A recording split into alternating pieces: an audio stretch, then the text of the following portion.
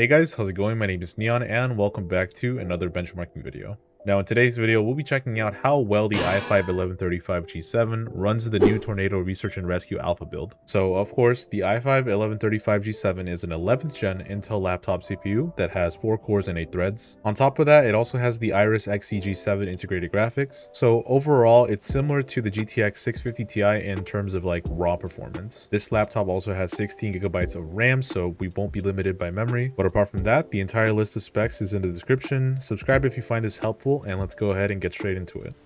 Okay, so you guys can pause if you want to see the settings, but as you guys can see, we're not doing very well. We got an average frame rate of 4.1 FPS with 1% lows of 3 and 0.1% lows of 2.7 FPS. And you guys can clearly see by the gameplay that yes, the game does look great, but this is obviously unplayable.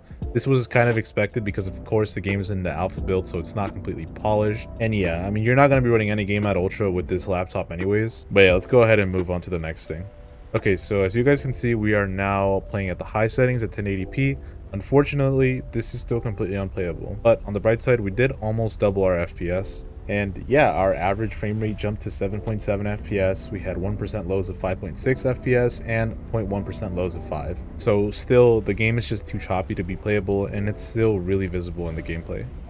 Alrighty, so moving on to the low settings at 1080p, we once again slightly increase our FPS, but this time on average we're getting 12.7 FPS, 1% lows of 9.1 and 0.1% lows of 6.1 FPS. So obviously this isn't playable, however at least now we're on the right track, but this just shows that in the state the game is in, you won't be running this at 1080p on any settings really at this level of hardware. Okay, so now we are running the game at 720p with the all low settings, and yeah, same as before, we got a small boost to our FPS. We are now getting an average frame rate of 19.3 FPS with 1% lows of 14.4 and 0.1% lows of 13.9 FPS. So typically going from 1080p to 720p almost doubles your FPS. However, in this case, it didn't. At this point, it's technically playable for people who are okay with really low frame rates. So if you're like an avid fan of this game, this is somewhat playable.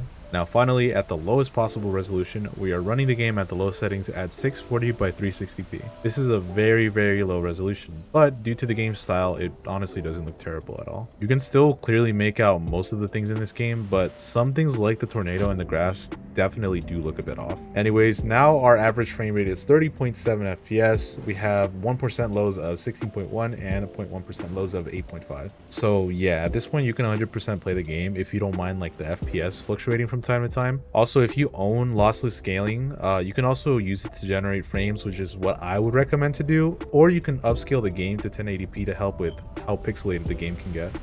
So just for fun, I decided to put the render distance to 1 kilometer and keep the lowest settings at 360p as well. So once again, our FPS do get boosted up a little more. Now we're getting an average frame rate of 39 FPS with 1% lows of 28.6 and 0.1% lows of 26 FPS. But honestly, with such a small render distance, you will definitely have difficulty trying to see what the tornadoes are. Anyways, that is all for today's video. So if you found this video useful, like and subscribe. And if you want me to benchmark any other game, just let me know in the comments below. Anyways, thank you so much for watching, and I'll see you guys next time. Peace out, y'all.